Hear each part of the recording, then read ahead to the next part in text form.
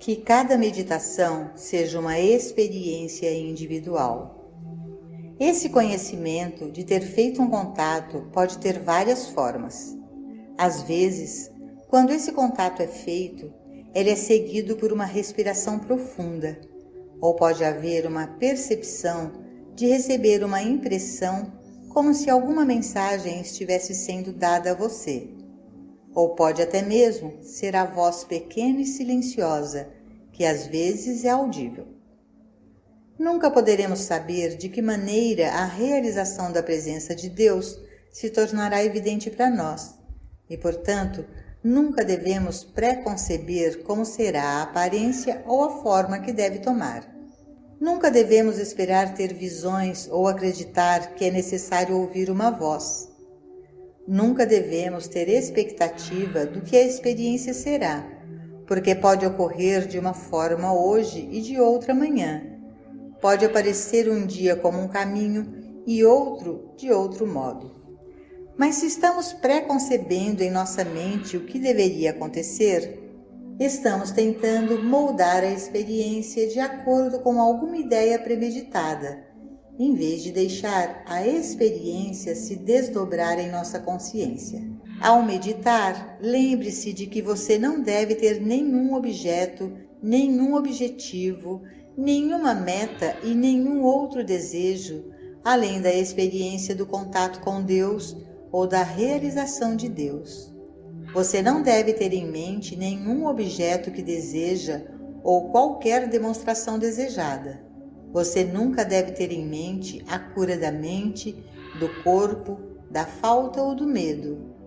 Nunca, nunca você deve ter qualquer objetivo ou objeto além da realização de Deus e o reconhecimento da presença dentro de você. Uma forma contemplativa de meditação sobre Deus.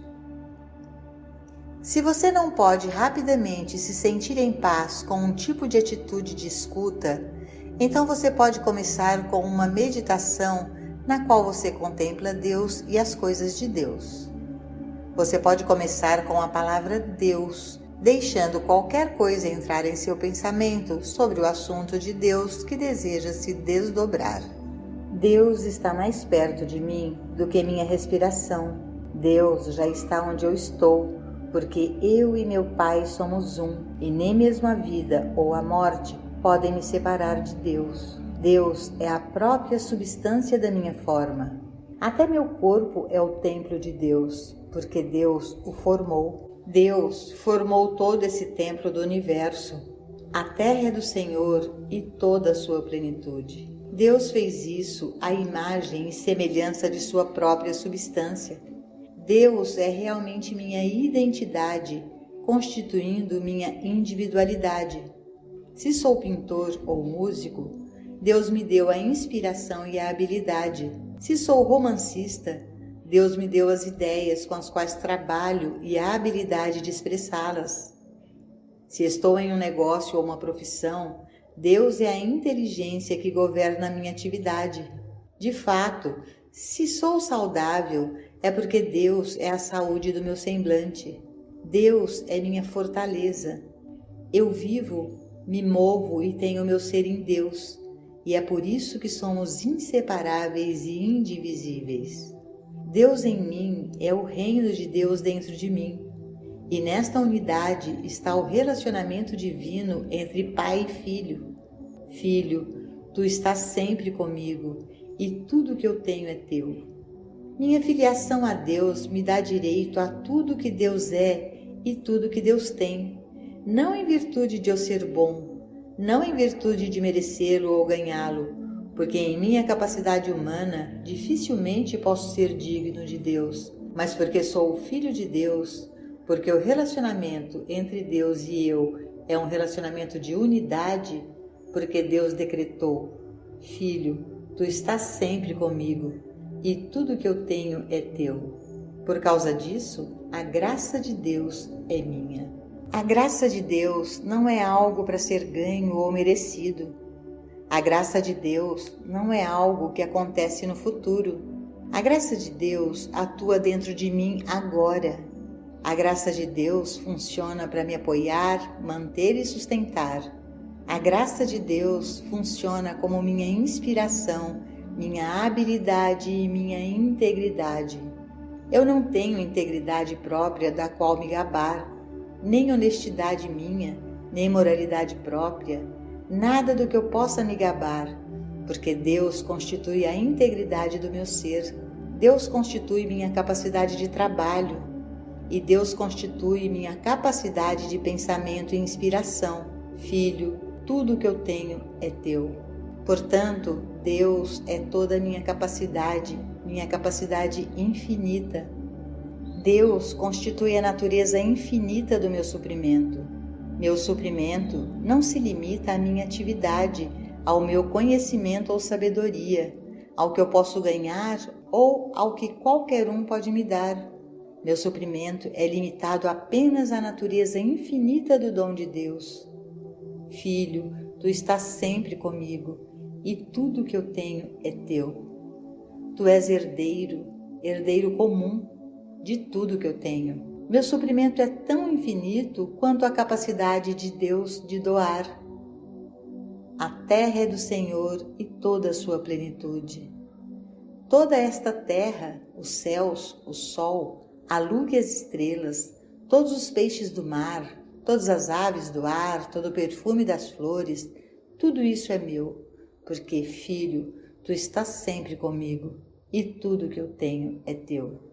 Deus está mais perto do que minha respiração. Deus está comigo se eu subir ao céu. Deus está comigo se eu fizer minha cama no inferno. Deus está comigo se eu andar pelo vale da sombra da morte.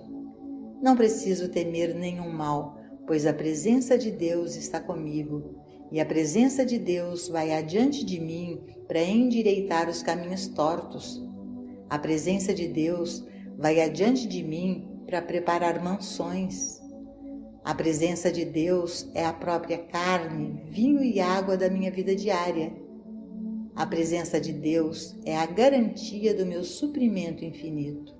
Porque Deus é meu abrigo, a presença de Deus é minha proteção e minha segurança. Eu encontro minha segurança e proteção dentro de mim. Eu carrego isso comigo na vida e na morte, porque carrego comigo a presença de Deus. Nesta meditação, tudo o que você fez foi contemplar Deus, a presença de Deus, a aliança com Deus e seu relacionamento com Deus. Você viveu em uma contemplação contínua da totalidade de Deus, da força de Deus, da graça de Deus, do amor de Deus. E tendo chegado ao fim de seus pensamentos no momento, você agora fica quieto e espera que Deus fale com você. Você fica em silêncio, enquanto seus ouvidos estão abertos como se a voz pequena e silenciosa estivesse prestes a falar com você. Essa voz pode falar em palavras reais, pode surgir apenas como uma impressão ou um sentimento da presença de Deus, ou pode deixar você com nada mais do que uma respiração profunda. De uma maneira ou de outra, no entanto, dentro dos próximos 20, 30 ou 40 segundos, você sentirá isso e terá a convicção de que não está sozinho, mas que existe uma presença dentro de você. No momento em que você adquiriu essa consciência, você fez o seu contato consciente com Deus e alcançou a percepção consciente de sua unidade com Deus. Sua unidade sempre existiu, mas agora você tomou o passo mais importante de alcançar a unidade consciente ou uma percepção consciente da sua unidade com Deus. A realização é alcançada pela unidade consciente. É quando o milagre realmente começa, porque no momento em que você alcança a percepção consciente de sua unidade com Deus, você também alcança a sua unidade com todas as formas de bem necessárias à sua experiência. Estas, então, começam a chegar até você sem você pensar nelas. Em outras palavras, quando você alcança a unidade consciente com Deus, você alcança a unidade com a evidência de seu suprimento. Você alcança a unidade com o companheirismo, Você alcança unidade com o lar, você alcança unidade com emprego, com inspiração, arte, literatura ou música. Você alcança a unidade com tudo o que é necessário para o cumprimento da sua vida. A promessa das Escrituras: na tua presença há plenitude de alegria, à tua direita há prazeres para todos sempre. Torna-se literalmente verdadeira na experiência de cada pessoa que alcança consciência com Deus, porque então alcança sua unidade com a sua legítima companhia, sua casa de direito, seu senso de suprimento legítimo, seu negócio legítimo, sua habilidade artística, literária ou musical legítimas. Seja o que for que representa satisfação em sua vida, é alcançado em virtude da unidade consciente com Deus. Foi demonstrado durante 30 anos na experiência de nossos alunos que, à medida que alcançaram essa percepção consciente de sua unidade com Deus, os eventos no mundo exterior começaram a mudar e novas fontes de suprimento, novas fontes de atividade ou novas profissões foram abertos para eles. Chame como quiser, por qualquer nome ou forma. Esses estudantes descobriram que o cumprimento começou a ser expresso e, finalmente, surgiu uma sensação de verdadeira integridade. Na presença conscientemente percebida de Deus está a realização da vida. Você pode nunca ter pintado uma imagem em sua vida, mas se você sonhou em fazê-lo, pode fazê-lo agora. Você pode nunca ter tido música em sua vida, mas se você sonhou com isso, você terá isso como parte de sua experiência agora. Em outras palavras, algo dentro muda a experiência externa. Como seres humanos, vivemos completamente afastados de Deus, exemplificando a declaração do Mestre: se um homem não habita em mim, é lançado como um ramo que murcha e seca, e os homens os ajuntam e lançam no fogo, e eles são queimados. Como seres humanos, temos apenas nossa própria sabedoria e experiência, nossa própria força física, saúde e dólares, e todos estes são limitados. Mas no momento em que adotamos o ensino do 15º capítulo de João, de permanecer em mim e deixar minha palavra habitar em você, então nós somos como um ramo de uma árvore que é um com a videira, e tudo o que Deus é está fluindo através dessa videira, em expressão através de nós. E agora temos contato consciente com o celeiro infinito, que é o poder criativo, sustentador e de manutenção por trás desse universo. Na primavera é particularmente fácil observar a plenitude dos canteiros de grama, as folhas das árvores, os botões e as flores e a abundância de tudo isso. Alguns meses antes não havia grama verde, não haviam folhas, brotos ou flores, tudo era aridez. Então, de repente, a plenitude. Como isso poderia acontecer, exceto através da atividade de uma presença e poder invisíveis que na estação certa do ano irrompe em visibilidade como nova grama, novos botões, novas flores, novos frutos e preenche toda a natureza com uma abundância infinita, bela, prática e útil? E tudo isso vindo de uma interioridade invisível ao olho humano. Essa mesma usina invisível e infinita opera em sua consciência. É invisível, e se você nunca pode se tornar consciente disso através dos seus sentidos físicos, você pode se tornar consciente dos frutos quando começar a ver um suprimento mais abundante e relacionamentos mais felizes em todas as áreas da sua vida. Quando isto ocorre, você começará a perceber que esta é a evidência externa daquela essência invisível do espírito ou depósito que também está provendo toda a natureza com satisfação. É isso que enche os rios, lagos e oceanos com peixes e o ar com pássaros.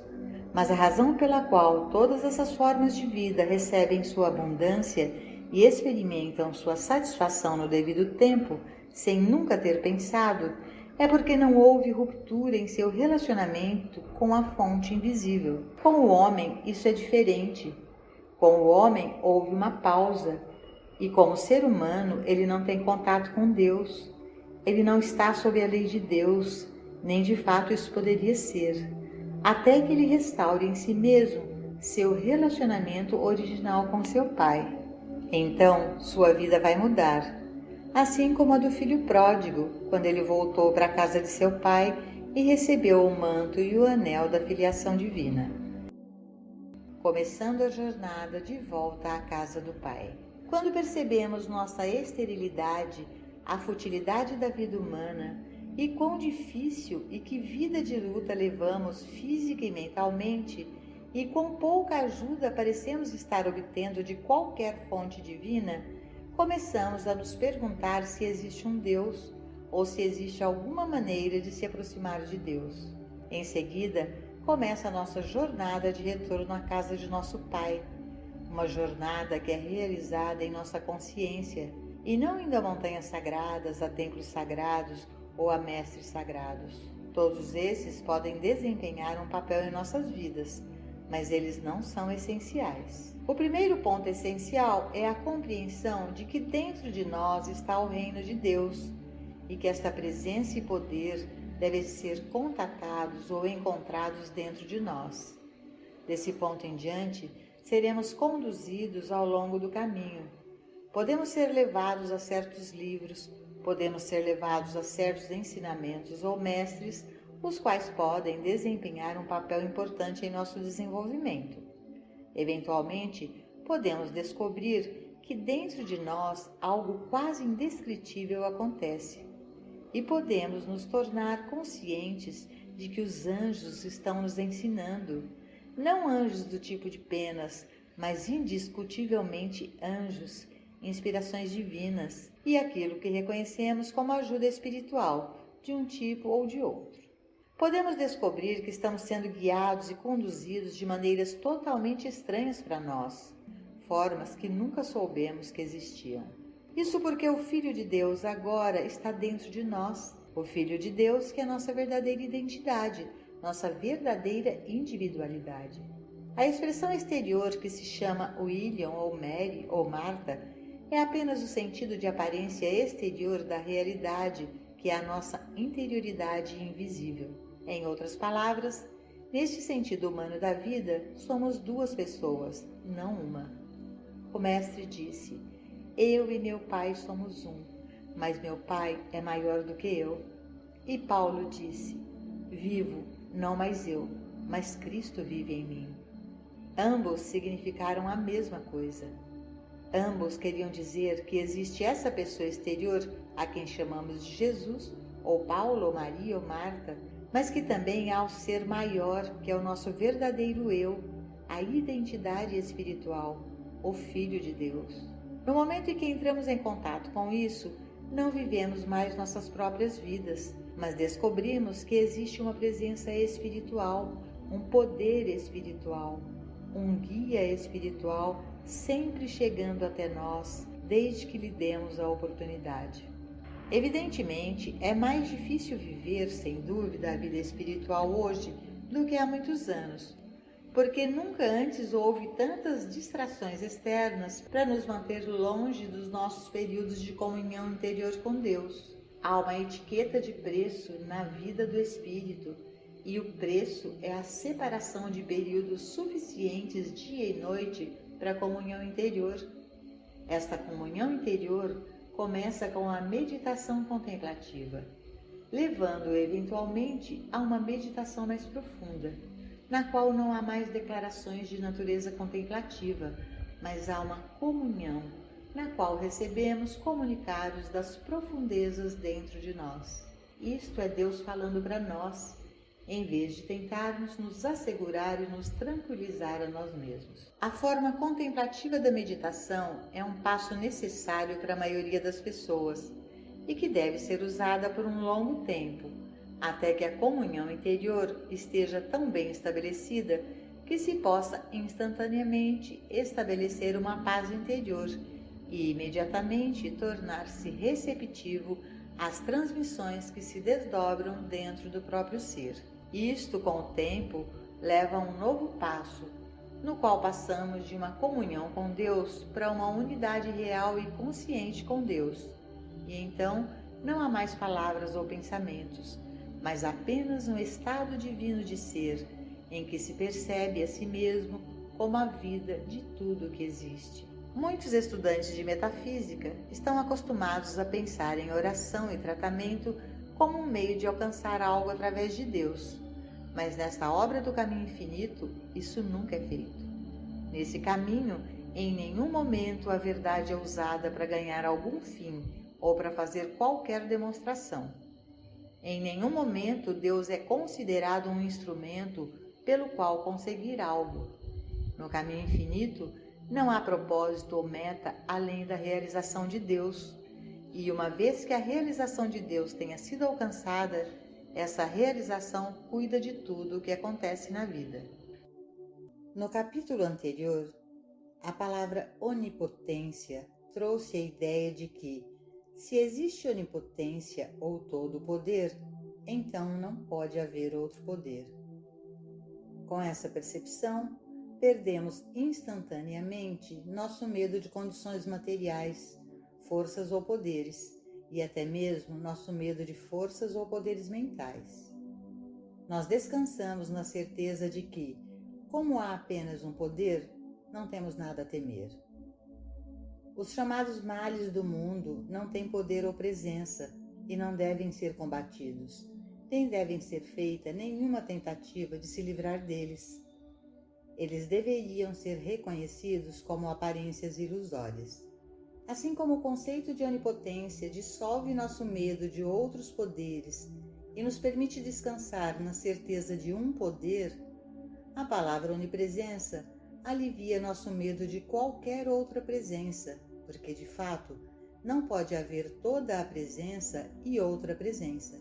Quando você entende o real significado da onipotência e da onipresença, você se coloca à parte de qualquer um dos males deste mundo, que são instantaneamente reconhecidos como aparência, ilusão ou maia, chame-os como quiser.